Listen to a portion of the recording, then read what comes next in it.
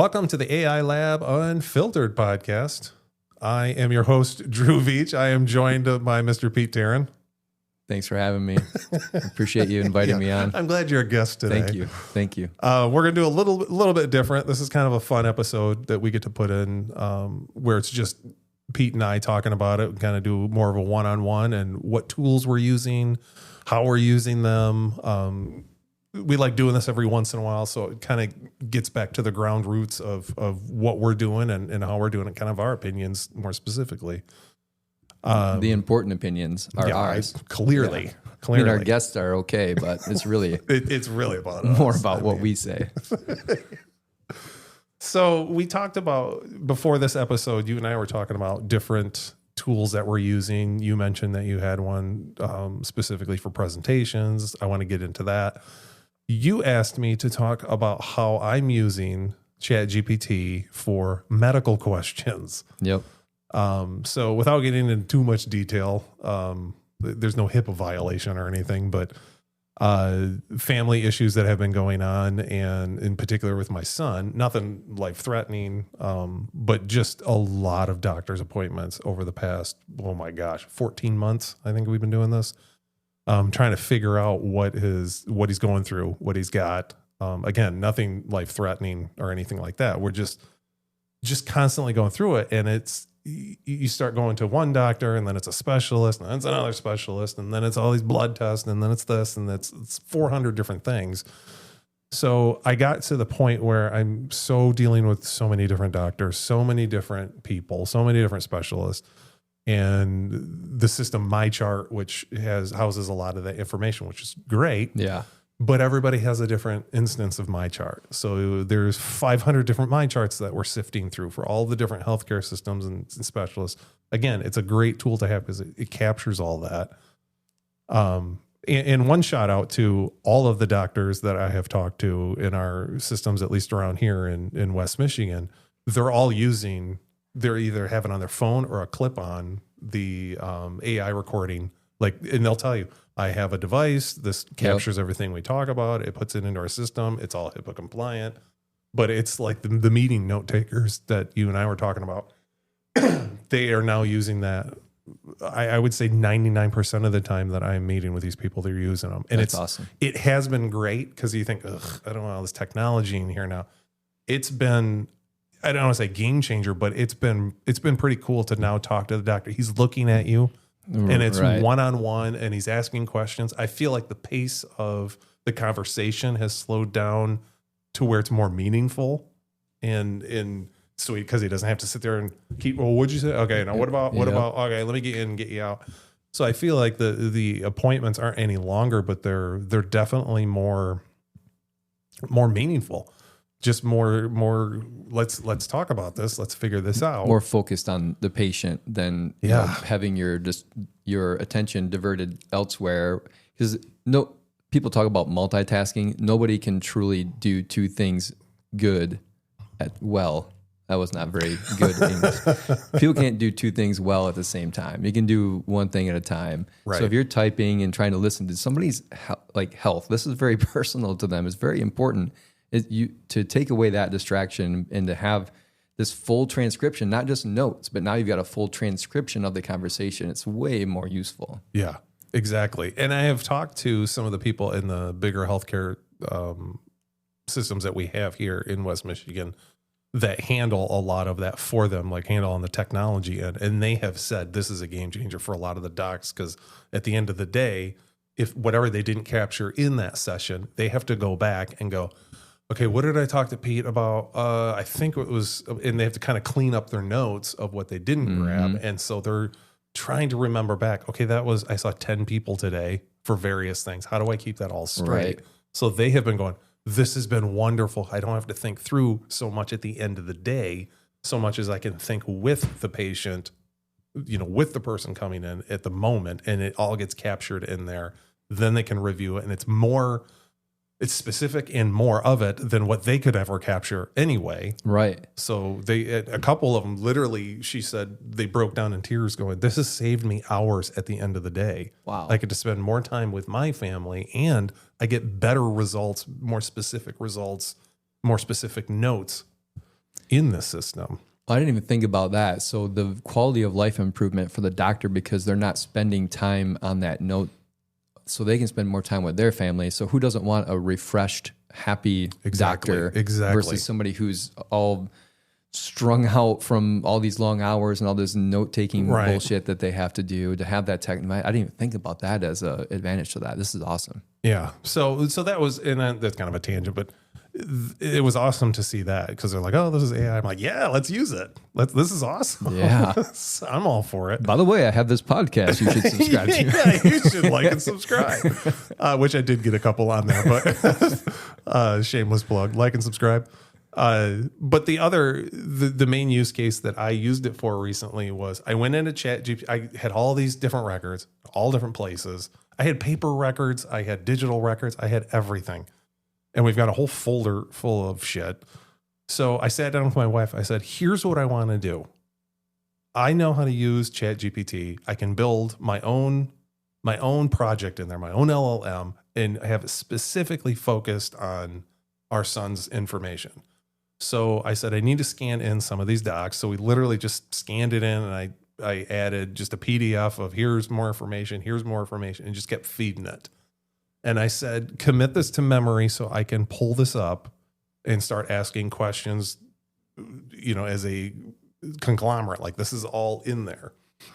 And it said, I'm not going to commit this to memory, which was interesting. It said, I'm not going to commit it to memory. What I am going to do is keep it in these attachment forms, because if I commit it to memory, I'm putting it into the database versus keeping it in its current form. I can still read through and analyze it and answer any of your questions. It may take a few seconds longer, but I can still analyze all this stuff and give it to you without violating any kind of HIPAA. And I thought, and the stuff I was feeding it didn't have any, it had specifics like here's his age, height, whatever. Right. But it's not going to say specifically, quite frankly, I don't know. I don't have any information that would really violate HIPAA unless I specifically added in more information than what the forms had, because they do a good job of blocking out any kind of medical numbers or anything. Got it. And I thought that was interesting. I thought, okay, You're not going to commit it to memory. You're going to keep it. It was smart enough to do that. I didn't. I was going to blast through that and violate a bunch of rules, apparently. So let her rip. Let's put it on YouTube. And so I added it all in there, and it was dozens and dozens of documents. And then I got to a point where, okay, now that everything's in here, I want to set up an interview of my son, and I want to ask him a series of questions to kind of get a baseline of what he's experiencing firsthand that's not on these medical records that you can ask, to kind of get a summary of what he's going through, how he's feeling, how it's affecting him, that type of thing. Can you build some questions for me to ask? And it came back, and it was literally, I did that with one prompt. It was a pretty hefty prompt. It was like a paragraph long to try and get as specific as I can.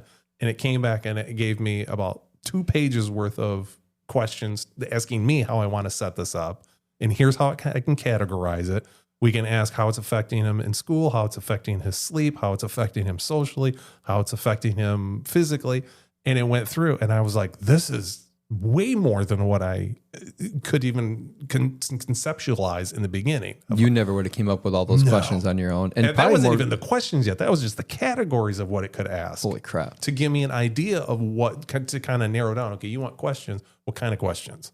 Here's how how I would assess somebody from the inside out completely. So I was like, yeah, this is great. And it said, now I can ask it in a light, medium, heavy version. The light version being 10 to 15 questions, the medium one being 20 to 30 questions, or I can ask it, 45 to 70 questions. And it gave me time frames on each. This one's going to take about 10 minutes to answer. This one would take about 20. This one would be about 45 minutes.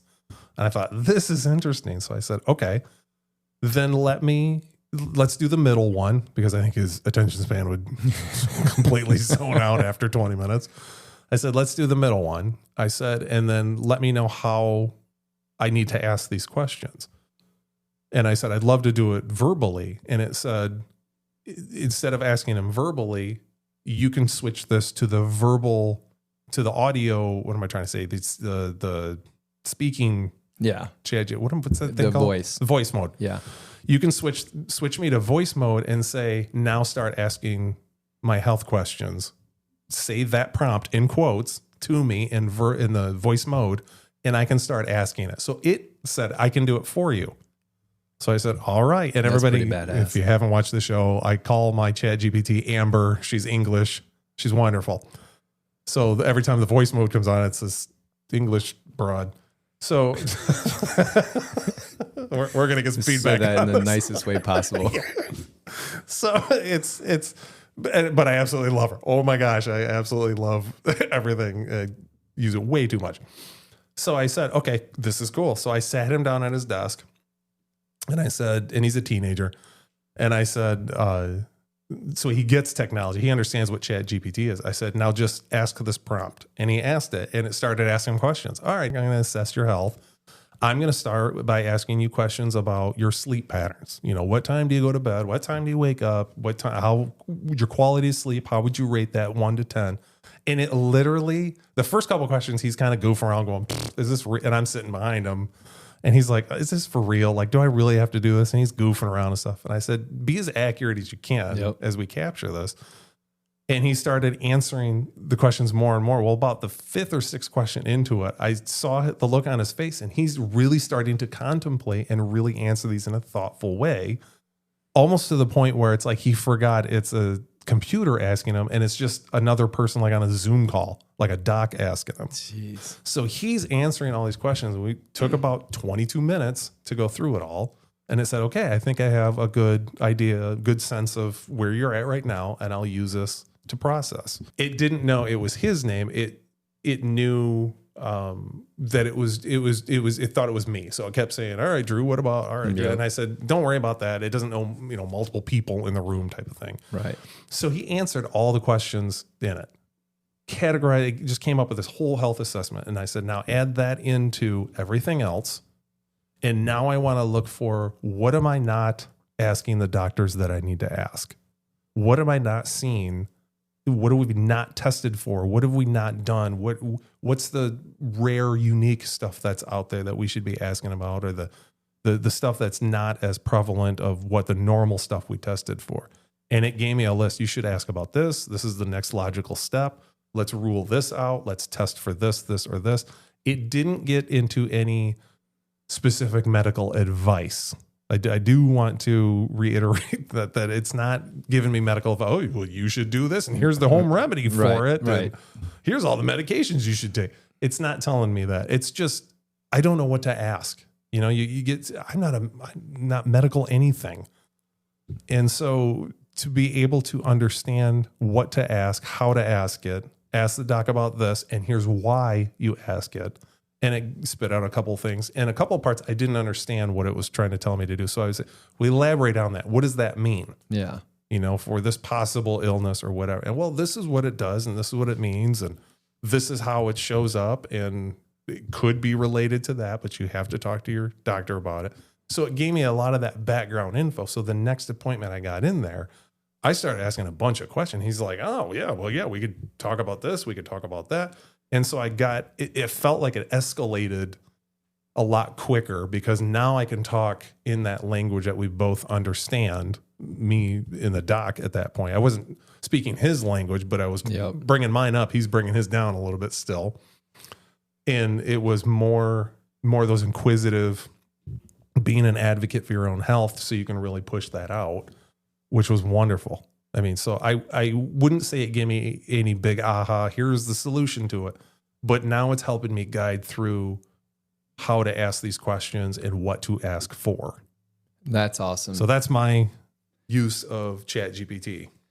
So, I mean, yeah, it didn't cure him. No. It didn't say, mix these up in a cauldron and drink this. Right, and right. You'll Here's the solution. Yeah. But it helped facilitate that conversation. That's what I think a lot of people struggle with, because unless you are a doctor trained in that specific area of medicine, how are you going to know what questions to ask? So I think for people listening, this could be really powerful to say, like, this can just help, because you don't know where, especially if it's your kid, right? Right. And you have this emotional attachment to it too. So that's kind of in there, kind of mucking things up. You can't think really clearly because it's your own child. So this helps kind of strip that away and get more intentional and just kind of help funnel that conversation. So I just think that's awesome.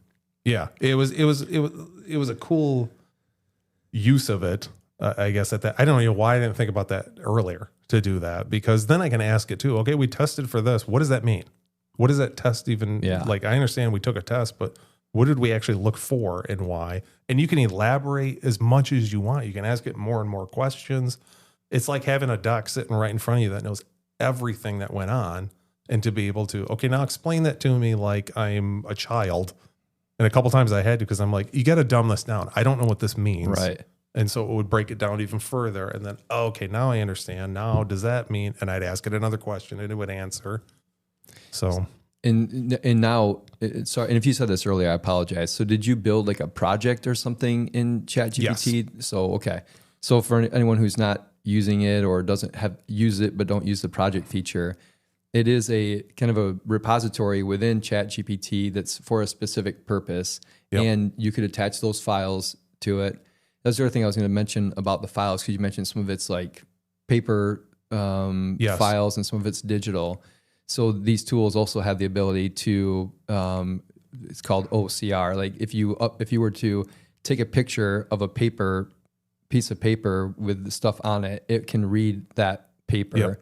And then it has that data too. So you're not limited to just PDFs and Word documents. Like you could upload a picture of something and it can essentially scan that and peel that data out of there too. Exactly. Yep. It was optical character recognition, which is OCR. And that's exactly what I did. A couple of them, I'm like, oh crap, I didn't scan this in our little home scanner. So I just took a picture on my iPhone, fired it up there. And it was like, yep, I got it. I can see everything in there. And so that's there forever until you delete that project. So, and hopefully this doesn't go much longer in this, but until it does get figured out, you can just keep building on that data set. So if you were to get tests like blood tests or sleep tests or whatever, and you had that data, you could upload that too. So, and especially if they say, hey, now you need to go talk to this specialist, that you don't have to rely on that doctor transferring that information to the new doctor. You have all that, and you're more in control of that versus depending on all of their disparate systems that they have to keep track of. Like you have that data now, you own it. And I think that's really powerful too. That's exactly. It just consolidated all that info. So we're not scrambling to go, wait a minute, did we do that? Well, I think it's over here. Well, I got an email a long time ago. Well, I got to log into this system versus that system. It really just kind of pulled it all together nicely in there. So now I've got, it's almost like having a digital file is really what it is. It's like a file folder of all the stuff again, but now I can ask it questions and have it intelligently answer back of what I'm asking and dumb it down. This has got to be a order of magnitude better than, because I know doctors probably get frustrated with people that just go to WebMD and they search up and they come back and they've got 18 different types of cancer and osteoporosis and Alzheimer's and all these all these things just because they got a sore throat. Like this is like they're called webichondriacs. I had not heard that term. That's what it's called. But what an evolution with this technology from that, and for it to, because that just scared the crap out of people when they would just go Google search or WebMD those things. This is much more tailored and will stay on task, and it's not designed to try to scare the crap out of you. It just wants to help collect that data and synthesize it, and it can, to your point earlier, dumb things down, right? For things that are difficult to understand. Because again, we're not trained doctors or anything. So, man, what a great use. It did, like you said, it did a really good job of not giving medical advice, and really, I wouldn't even say riding the line, because it didn't even get close to the line. It was literally just, here, let me help interpret what happened, or what got tested for, or what's in these records. Yeah. So, and I've used it similar with client projects and stuff that's not, super sensitive, where it's like, all right, I got, a client project. Here's all the goals. Here's all the needs. Let's put all this together into one. Now let's map out, does all the goals still line up, or are there any that have been added on? So I thought, why do I not just do this for health records? Again, it's not a HIPAA violation of the stuff I'm putting in there, because there's no identifiers to it, right, to who it's going to. But I thought, this is great. This works really well. Well, thank you for sharing that. That's a very personal thing, but hopefully, that gets resolved quickly. Yeah. But if there's anybody that's listening that, is struggling with the same thing, because there's all kinds of weird stuff out there that is not easily identifiable and curable. So, thank you for sharing that. Appreciate it. Yeah, it was a cool use, I thought. I think so too. I wish you didn't have to. Yeah, but exactly. If you're going to, I think it's cool to share it. So appreciate it. So switching gears. Yeah. This is going to sound so dumb after your example. This is like, I don't think so. So switching gears to what you mentioned this earlier, and I want to touch base on it and talk about it. You said using AI to build presentations. Yeah. Like we can throw it in ChatGPT and get some text, and it'll break it down slide by slide as far as kind of some text nuggets, if you will. But you talked about putting it into a full presentation. Yeah. What does that look like? So I'll explain kind of the end result and what I was trying to go for and kind of walk through the process. So the end result is a presentation to sit down with somebody who wants to integrate AI into their organization. So really helping develop an AI strategy. Like that's the end goal. And so how we're doing it is we're sitting down for a full half-day session with the client, and I'm presenting information that I've collected in a pre-event survey. So, and it's AI embedded throughout this whole process. So the questions that are asked in the pre-event survey, all AI generated. I said, here's what I'm trying to do. What questions should I ask in the pre-event survey so that I can get enough information to present to them and facilitate this conversation about strategy? So AI generated the questions. I used Microsoft Forms or whatever to send it out and get the responses back. So I don't know if there's any AI in that. But what I did use AI for is you can then download the responses. And in one case, we had 22 respondents for this one particular survey. So if I personally were to go through, and there's about 20 questions.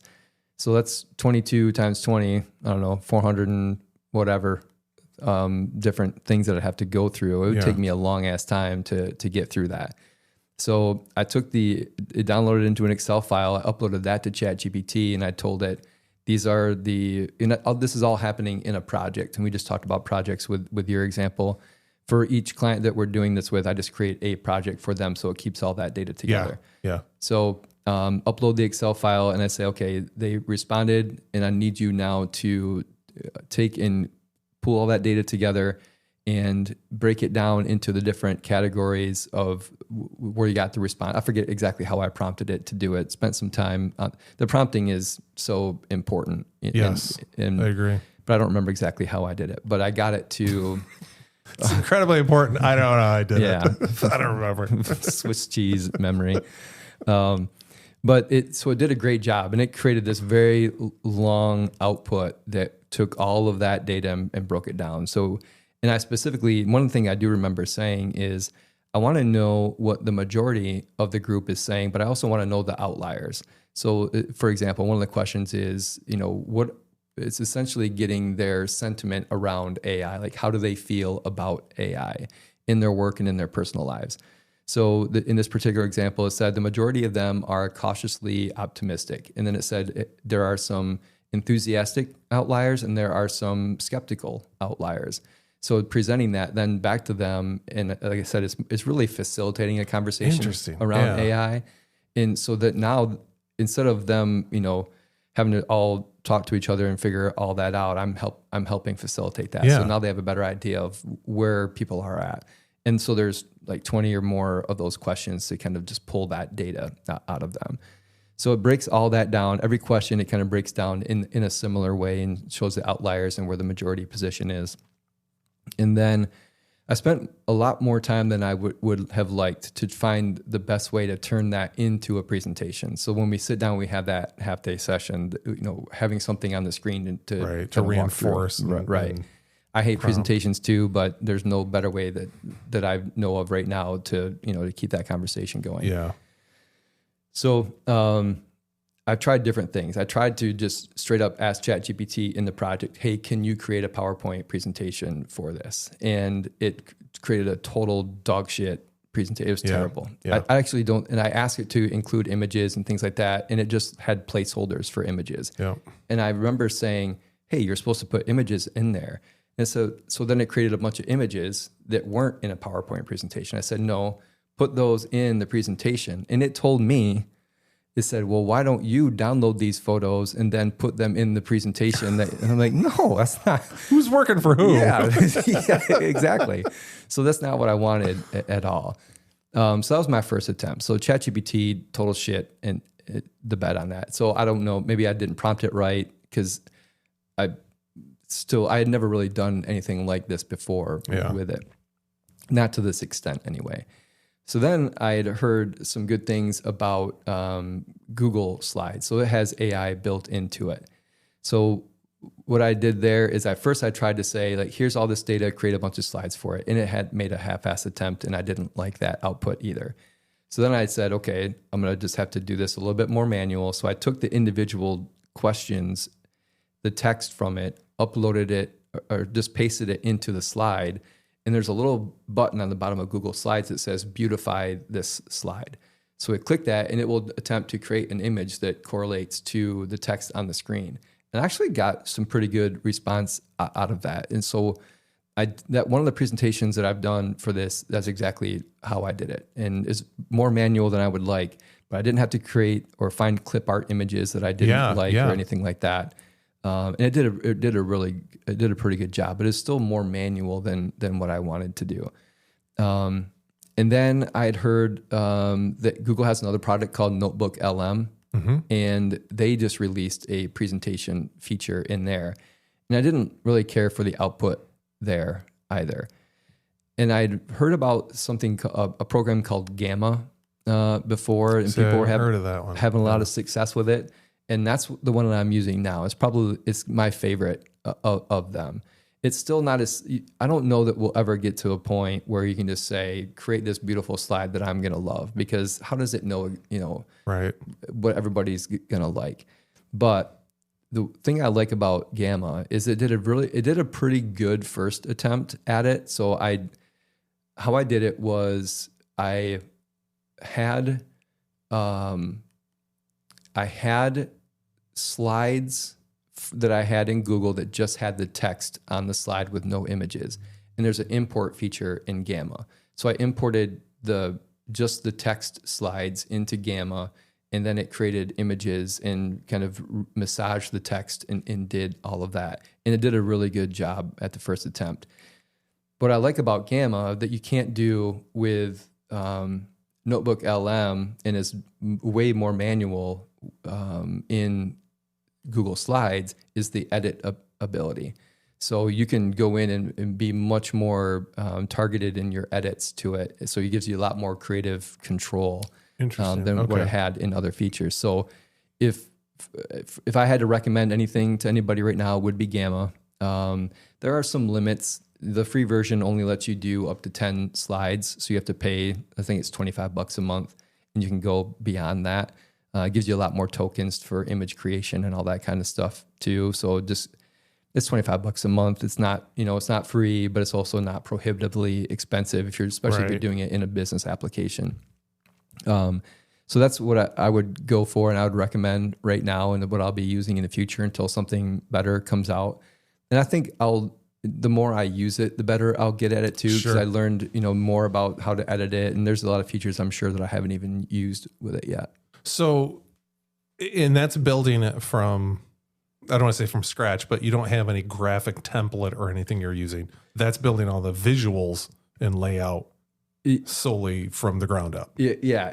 I didn't give it any real instruction. There's instruction that you can give it, but when I just wanted to see what it would do on its own without instruction, and it did a pretty good job. And then I just had it create a brand new one with more, without talking about who the client is. It was just more tailored to who they were, and the graphics adjusted, and they were more tailored to the client, which is what I wanted. And then as I got into it more, it created one of the images. One of the difficulties with this is image consistency throughout the presentation. It will slightly change art styles. It's close, but not the same in every image every time. So I got tired of that. So I ended up taking one of the images that I really liked and I copied it and I took it and pasted it into ChatGPT and I said, describe this art style in detail. So it gave me a whole 5-6 paragraph detailed expression of what that art style was. Right. So when I went to create future images, I would just paste that in. I would say, use this art. So you can do that in Gamma. You can create a custom art style or you can use a bunch of templates. And I would go custom and I would just paste that in. And that created a much more consistent visual experience throughout the presentation too. Because, you spend all that time and actually one that I had done before, our CEO said, hey, I noticed that towards the end of that presentation, the images kind of started to change a little bit. I'm like, yeah, you're right. But I was using Google Slides at that point and I had much less creative control over the art style. So that's why I like Gamma a lot more, so you can control that output. Nice. I just wonder because I have, through BizStream, we have slide decks where we have specific slide templates and you just add in your text or whatever you want. It's not a supporting graphic. It's just more of a branded template with certain styles. I wonder if you feed it that and say, here's the 6 different slides that I typically, branded template slides. Now add all the information on there. I'd still have to find a supporting image if I wanted an image in there or a graph or whatever, obviously. But I wonder if it would handle that.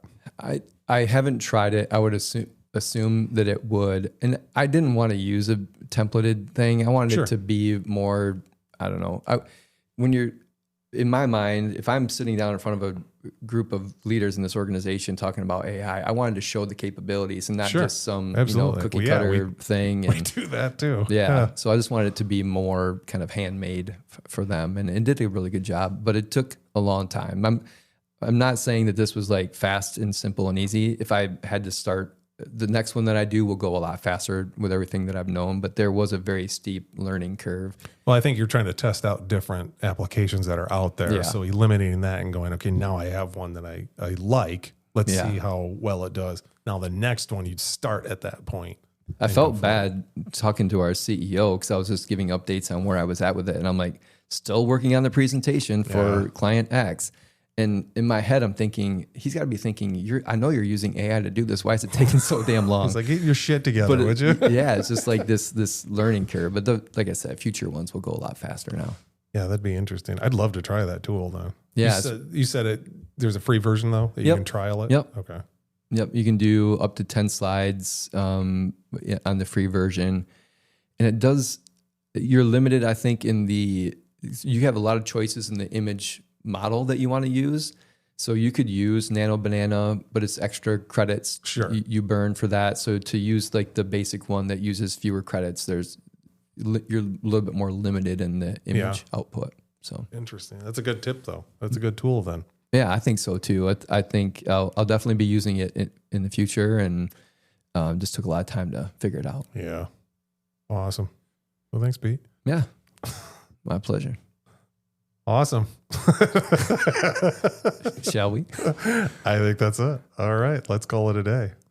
Thanks, everybody, for joining us. If you would like to like and subscribe, we would appreciate that. Leave us a comment of what tool are you using right now that is your go-to tool that you can't live without. What's your AI tool right now? Leave it in the comments. We'd love to hear about it. We'll talk about it on the show and explore it from there. Thanks, everybody.